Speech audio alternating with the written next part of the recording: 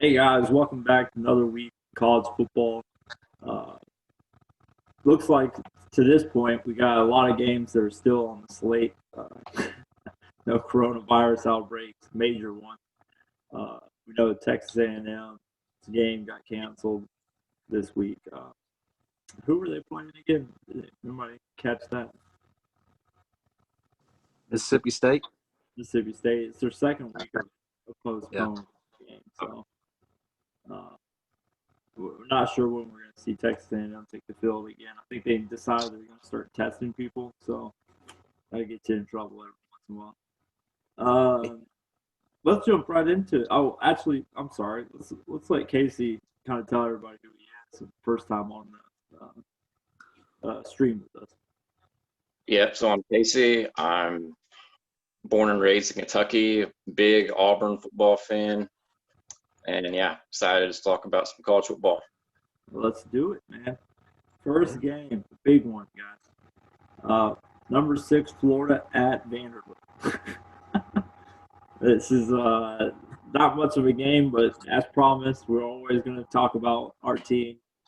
Florida is opening up as a 31.5-point favorite. Last time this game was played, I was actually at it down in Vanderbilt, at least. And Florida got down 18 points to Vanderbilt. They had a little sideline scuffle thing, and Florida jumped out and never looked back. A lot of people credit that as being one of the turning points, but Dan Mullen shot that down today and said that he thought that the South Carolina game that year was when Florida turned around and really established them as a contender nationally. Not much to talk about here. Should see Florida absolutely dominate on the offensive end for sure. Vanderbilt did put up pretty impressive numbers against Kentucky. Not sure how that's going to, equate to this game. They're probably definitely going to have to open it up and air it out to keep any chance to keep up to Florida. And I'm not sure they're going to be able to do that. Florida's defense does have another game where they can kind of, get back in rhythm to what we were seeing last year. Definitely taking Florida in this game. Again, not much to talk about here. Casey, you want to go ahead and take a second on this one? Yeah, I agree with you. It should be an easy win for Florida. Florida's offense should be able to score as many points as they want against Vanderbilt. I mean, Kentucky was able to have a lot of success on offense last week, and they've been struggling. But I'm interested to see what Florida's defense looks like this game. I want to see them have a good showing and hold Vanderbilt to like under 20 points. That's really what I'm looking at from Florida right now. We know what their offense is. We want to see their defense improve as the end of the year goes on. Absolutely, yeah. That's what all Gator fans want to see. Chad? Yeah, I mean, like you said, not much to talk about. Vanderbilt's 0-6. Florida's been firing on all cylinders lately.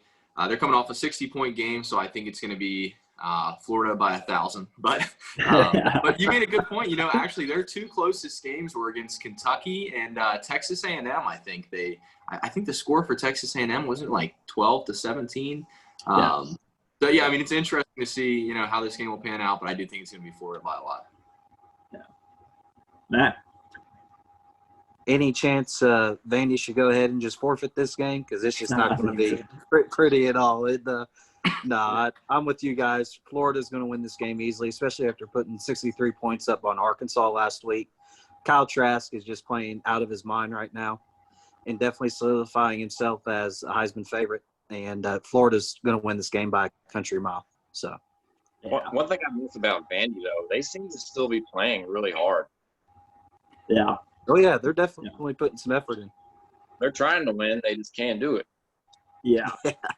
The thing that gets me about Vanderbilt is that Derek Mason, man, it still blows my mind. I mean, I'm not a big fan of him personally, but I remember a game a few years back when they upsetted Missouri. Missouri was like 22nd in the country.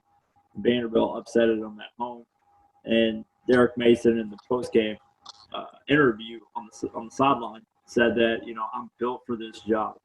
Well, buddy, you're not built for this job. I mean, I know it's Vanderbilt and stuff like that, but think about who his predecessor was. I know that was the golden child of Vanderbilt football, but it's been shown that Vanderbilt can compete in the SEC, given the right set of circumstances. I know they won a lot of recruits that they probably wouldn't win most years. And then, obviously, James Franklin's a pretty daggone good coach. We'll see with Penn State this year. But it just kind of flabbergastes me that Vanderbilt's not even considering the idea of looking somewhere else for another coach. I mean, somebody else would love to have Vanderbilt's job. You know what I mean? You're pretty set. You don't have the fan expectations. You're in the SEC, so you're competing and you can recruit on that. You're basically, if you're Vanderbilt, you're recruiting against Stanford, Duke, anybody in the Big Ten, really just an academic institution. You don't really have, any of those teams, Chad. I can't think of any. About like some of the academics, more academics. Yeah, is there a team in the Big Ten like Duke and Stanford and Vanderbilt? Probably Northwestern, pretty similar. Yeah, but they obviously have a great coach. All right, let's move on from that Slaughterfest. Another noon game. You got the biggest matchup of the weekend.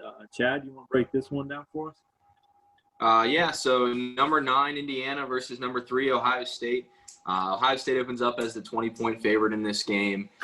I think the last time we talked about Ohio State and I talked about covering the spread, I was right. I assumed that they wouldn't cover the spread against Rutgers because Rutgers is playing a little bit better this year than the last few years. It's hard to say with this one because, Indiana has looked good so far. But when you look a little bit deeper, so these are the records of the teams that they've played to be 4-0 right now. You've got 0-4 Penn State, 1-3 Michigan, 1-3 Michigan State, and 1-3 Rutgers. So I'm not really buying into the Indiana top 10 team hype yet. I think that their quarterback, Penix, whatever his name is, I think he's good. I think that their offense is very one-dimensional, though, with that being said. So I think that if Ty Fryfogel's not open and Penix doesn't have anybody to throw to, I think the play's dead. So I think that the biggest challenge this week will be for Ohio State's secondary. And I think that Ohio State's secondary is going to play a pretty good game. I think Ohio State's offense is much better. They've got weapons all over. So I am going to take Ohio State. It's hard to say, though. I want to talk about the spread, too, but I don't know if they're going to cover. Obviously, they've played some pretty close games so far this year against, like Penn State, Indiana, that is. So I think Ohio State's going to cover the spread. I think it'll be more than a 20-point game. I think it's going to be a big test, though, for the Big Ten to see. This is going to be one of the biggest games of the season to kind of feel out how good is Ohio State, how good is Indiana. Matt?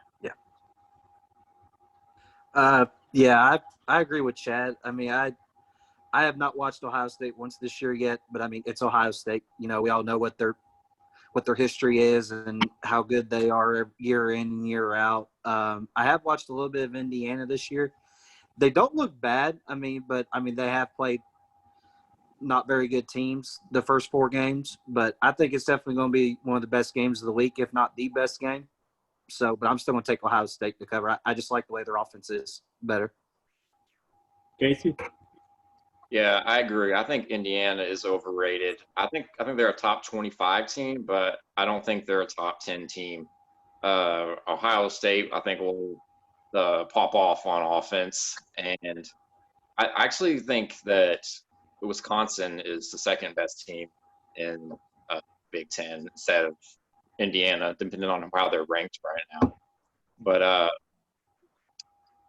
Justin Fields seems to be unstoppable right now. And this is probably the last chance for Ohio State to lose in the regular season, by the way, until the Big Ten championship. So, I like Ohio State. I think it could be close for about a half, but I think Ohio State will pull away. I don't think Indiana will be able to keep up on offense. Yeah.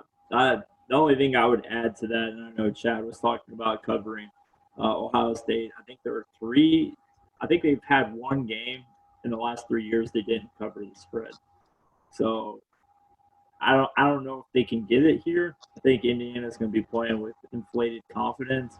Not going to be so many fans, obviously, in the shoe.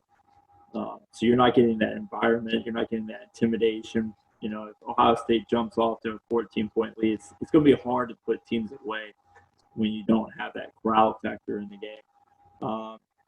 But I am taking Ohio State.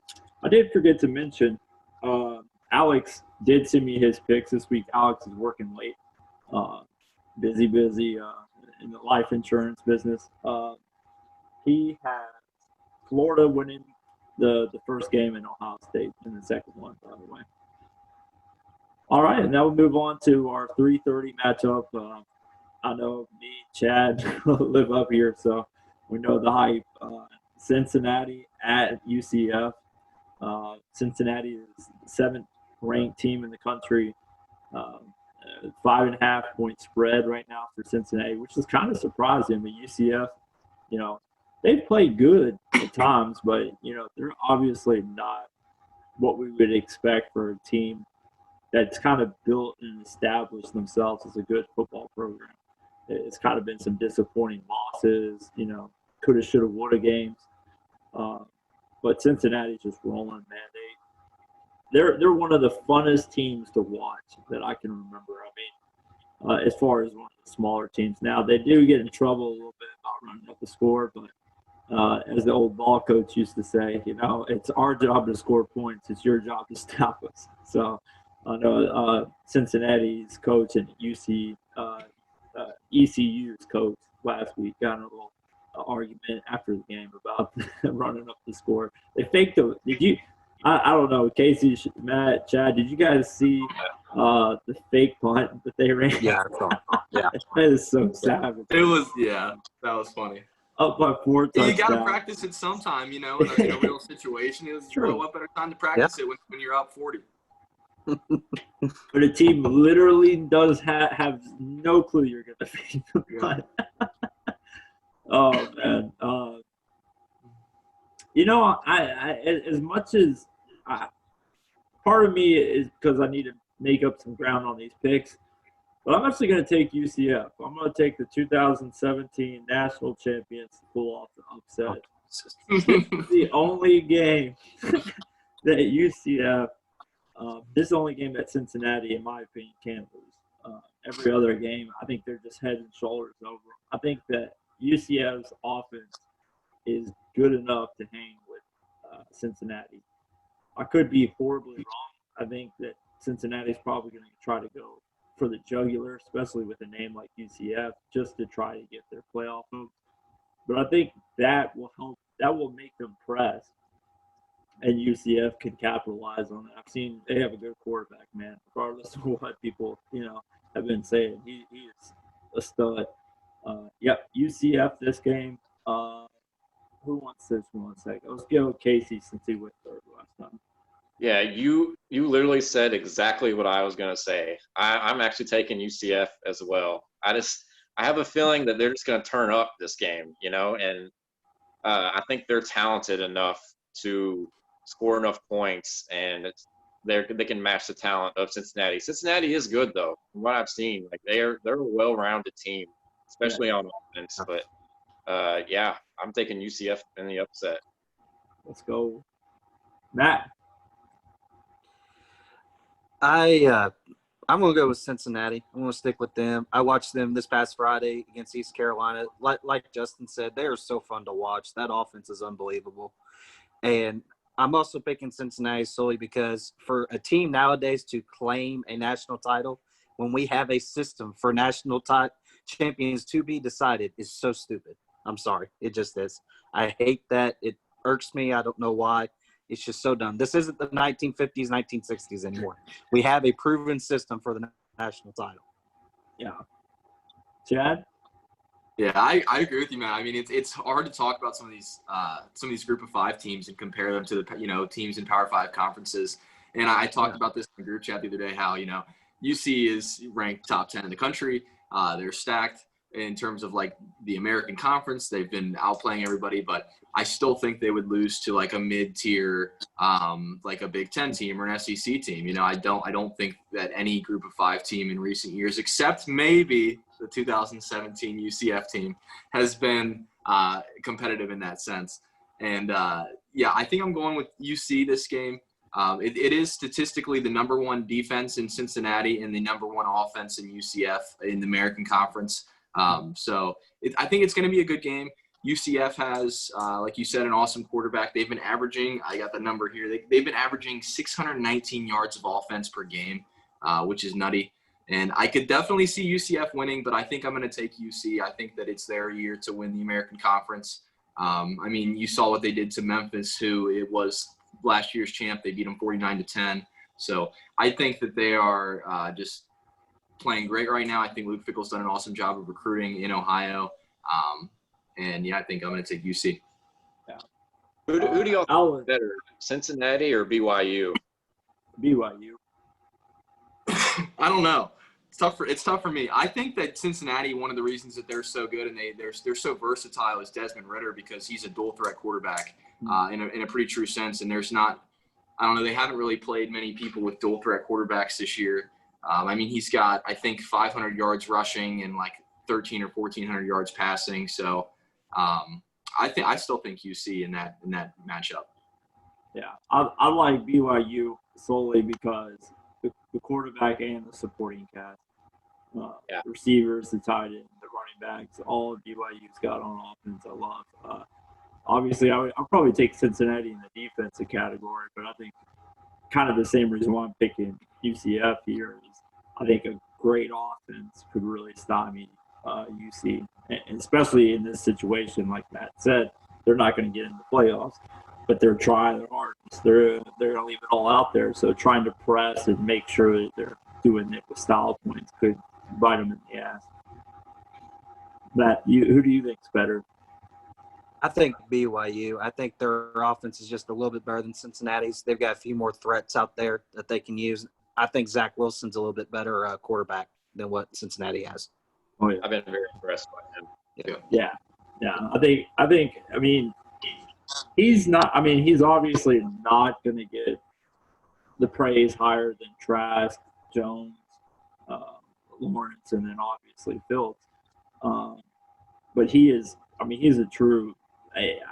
I would love to see him with extreme. Like, he's got really good sound players, but I would love to see him with a Waddle. I would love to see him with the Kyle Pitts. You know, I'd love to see him with the ETN. I mean, it'd be insane what he could do. He's already doing it, and obviously the competition's different, so the speed of the game might be a little bit different in his case. But yeah, he's been incredibly impressive. And also, I just wanted to say this real quick.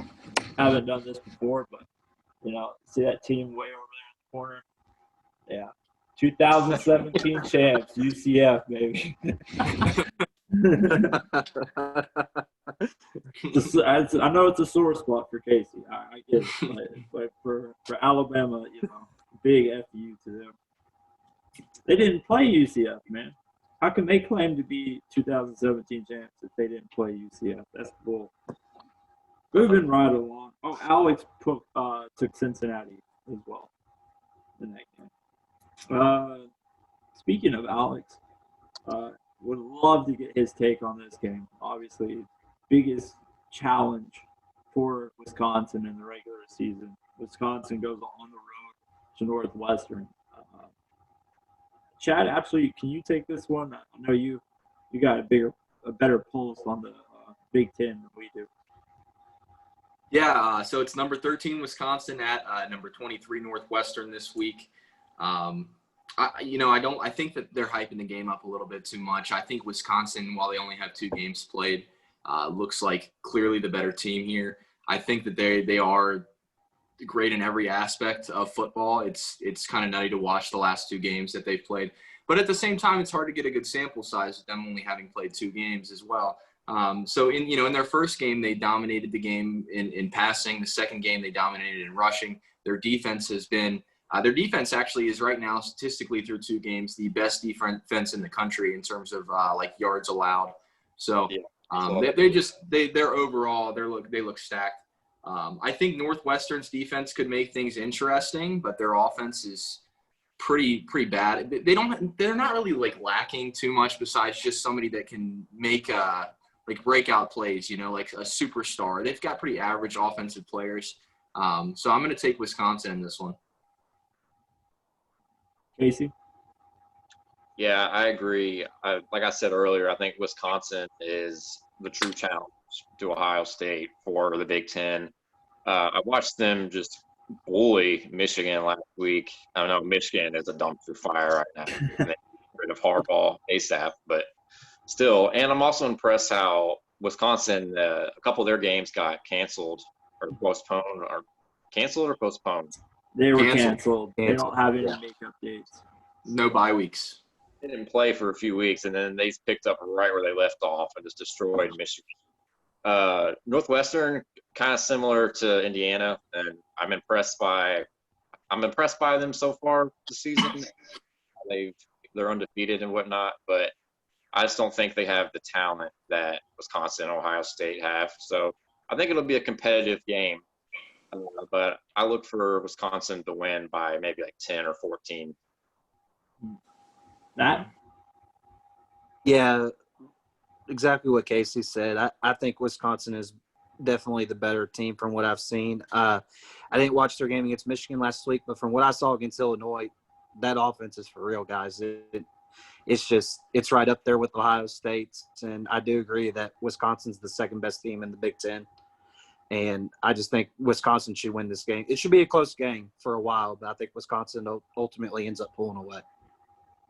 Yeah, I'm interested to see this because this is where Wisconsin's got to show what they got. The first game we saw Illinois, obviously, kind of just announcing to the world, we're not just grounded out kind of team. But then to come back after the games being canceled against Michigan and really trying to show the country, no, we still can run the ball too. I think this is a game where we kind of see what Wisconsin truly has, especially in the first half of this game. I definitely am going to take Wisconsin in this matchup. I just love what I saw from is it Mertz? Mertz, yeah. Incredible. Offensive line still stout. Defense amazing. I think Chad hit the nail on the head. I think that this game's going to be won, not necessarily with Wisconsin's offense, but I think that Wisconsin's defense versus Northwestern's offense is where this game's going to be really won. Northwestern has to go out there and prove that expectation wrong for this game to be interesting. Yeah. It's pretty similar to the Ohio State game as well, in the sense that I think that both the teams, Ohio State and Wisconsin, are playing are pretty overrated. Northwestern's only ranked 23, but they're 4-0 with 3 of their games coming from a one-score game. All within 7 points. We're all to unranked Big Ten teams. So I'm not saying they're bad. They're definitely better than they have been in the past, but I don't think they're on the same level as like Ohio State or Wisconsin for sure. Absolutely. Then on to the 4 o'clock game. Matt, you want to take over this one? Oh, goody. Kentucky at number 1, Alabama. Boys, this should be a fun ride, won't it? No. It's going to be awful in Kentucky's retrospect. Now, having said all that, Bama is a 31-point favorite in this contest. At least that's what it opened up as. Now, the last three of the last 4 times that Kentucky has played Bama, it has been relatively close, but we ultimately ended up losing. I know the last time we played them was up here at Kroger Field. Trent Richardson and company ran all over us like 50-something to 10 in Stoops' first year. Yeah. So if the Kentucky defense that shows up last week against Vandy shows up this week in Tuscaloosa, Najee Harris and Mac Jones, good Lord, they're just going to have a field day. Hell, we'll probably be down by 5 touchdowns by halftime, the way that defense played. But hopefully the offense can show up like they did against Vandy and at least be competitive in this game. That's all I'm asking. Just be competitive in this game. Don't go down there, get blown out, get embarrassed, and have the program take 2 steps back from what Stoops is really bringing it on, especially, with the loss of the O-line coach, still a little bit emotional off that. But hopefully hopefully it doesn't get too bad. But Alabama's ultimately going to win this game by a lot. So, Casey? Yeah, I agree. I don't know what Kentucky's defense is right now because they've looked really good at times, and then last week they just couldn't get off the field against Vandy. So hopefully the good Kentucky defense shows up and can keep it from getting too ugly.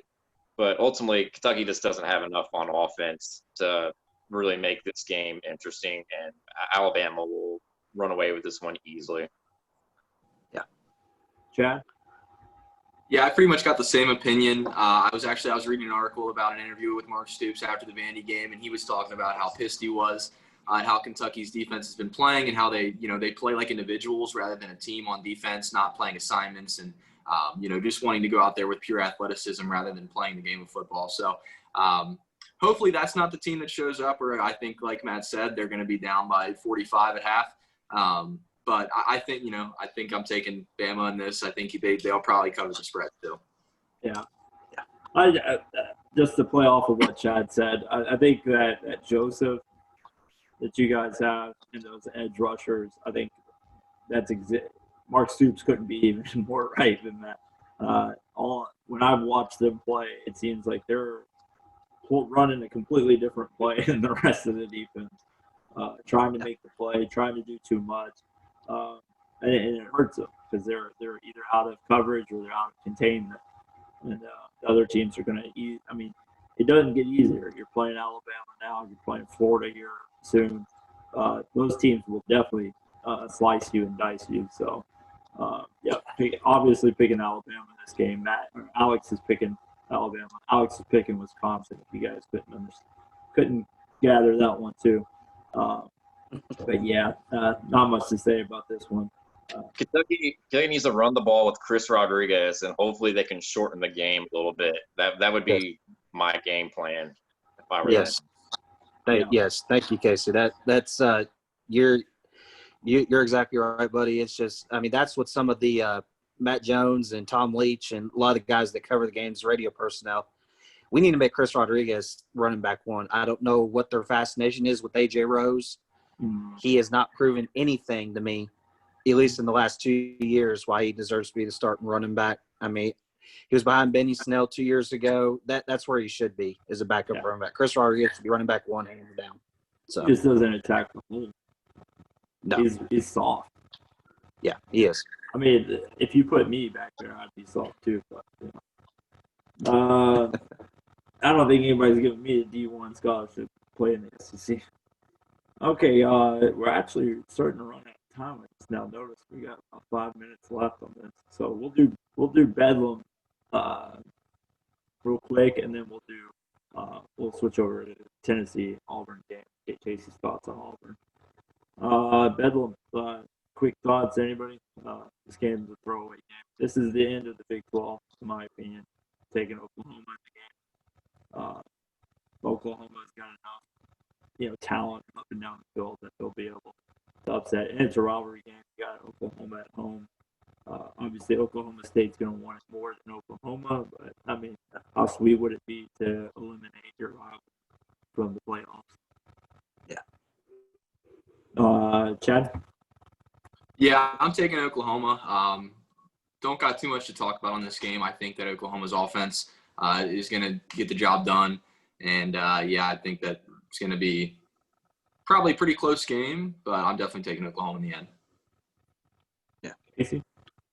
Yeah, after a rough start for Oklahoma, I just think they've looked better the past few weeks than Oklahoma State. And I think ultimately they have more talent, so I'm taking Oklahoma. Matt? Yeah, same thing. I'm agreeing with all you guys. I'm going to take Oklahoma. I think Oklahoma's starting to get on a roll now. And like Justin said, what better way to win a rivalry game and knock out Oklahoma State from playoff contention? So yeah, and it's huge. You get a Big 12 championship game, the winner of this game. It's pretty much guaranteed. All right, and now we'll take it to Tennessee at Auburn. Casey, take it away. Yeah, so after not playing for almost a month now, finally come back. It seems like it's been ages since that LSU game. Yeah. is the last thing that you want after playing really good football the last we've seen to take like 3 weeks off. But yeah, Tennessee comes to Jordan Hare. They're not looking good at all. The only thing I worry about is Auburn to just kind of come out sluggish in this game after not playing for so long. And Tennessee, while they're not a good team, they still have enough talent that like if you come out sluggish like that they could potentially do some damage. But yeah, I like Auburn in this game. I think it could be competitive for a while, but I like Auburn by about 2 touchdowns. Matt? But Tennessee is back, boys. We've heard that all season. Even though they're 2-5, 2-6, they're still back, fellas. No, like Casey said, Auburn should win this game. I mean, yes, they've had 3 weeks off now because of the pandemic and COVID issues, but Auburn's the more talented team in this, and I trust Gus Malzahn more than I do Jeremy Pruitt. So, Chad? Yeah, I'm going to agree with you guys. I'm definitely going to take Auburn. Don't really think it's going to be close. I think these teams are going in opposite directions right now. I think Tennessee's been trending downward. Auburn's been trending upward in the last few games they've played. So definitely taking Auburn. I don't think it's going to be close either. Yeah. Who did Tennessee play last week? they were supposed to play Texas A&M. Oh, They played Arkansas last game. okay. They lost. Yeah, that's was last game. Yeah. But was that in November?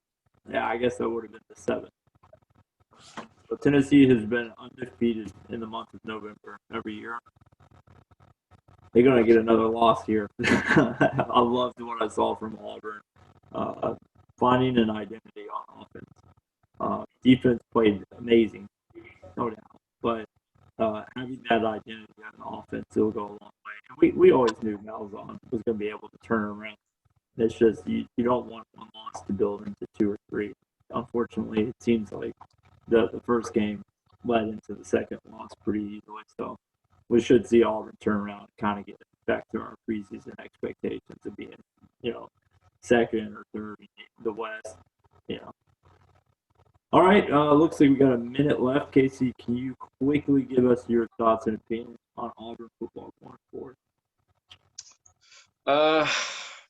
They kind of been all over the place right now. It's kind of hard to know what to make of them. That loss to South Carolina is just looking horrible right now. But and it was a poor performance against Georgia as well. But moving forward, I think it's positive. I think they could easily end the season with 3 losses. I don't think anyone expects them to go to Bama and win. Just make that a somewhat competitive game.